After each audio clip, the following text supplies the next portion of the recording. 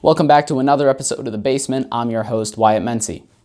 Apple came out with an update recently called iOS 14, so you can make your iPhone that you bought so you didn't have to buy a Samsung look exactly like a Samsung.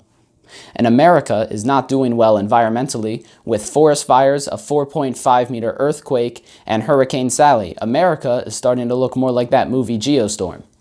And the governor of Alabama actually commented on Hurricane Sally and the damage that it's been causing, and she said that it was really, really bad. Does that sound like anyone you know? And a man has been on death row for 32 years, and his case is finally being allowed DNA testing.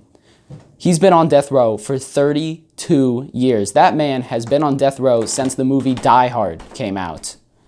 The only thing killing him now is the suspense of being on death row.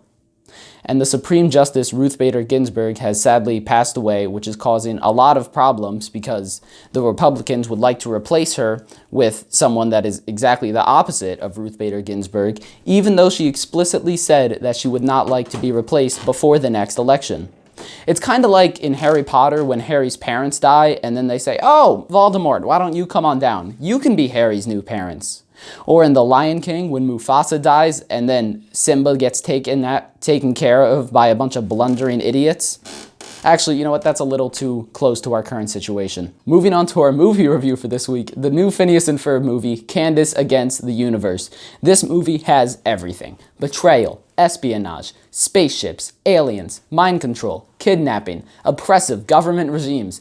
Everything you would expect from a Phineas and Ferb movie.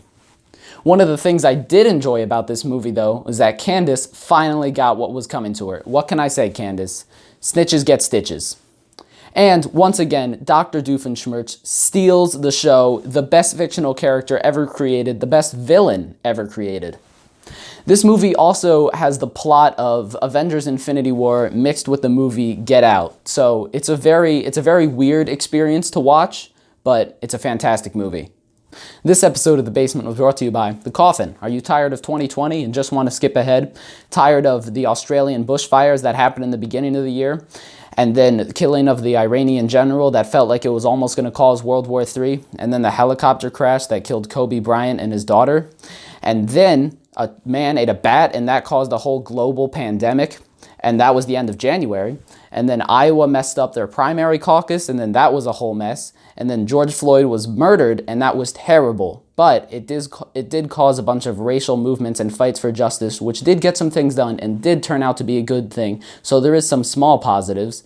And then there were murder hornets, and then there were a bunch of earthquakes in Puerto Rico, and then Chadwick Boseman sadly passed away from cancer. And then California caught on fire again, and then Ruth Bader Ginsburg also sadly passed away from cancer. And I already explained how that's a whole mess. Then you should try The Coffin.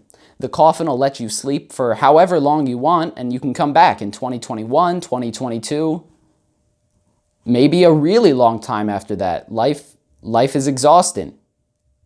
If that sounds like something you might be interested in, then order The Coffin today.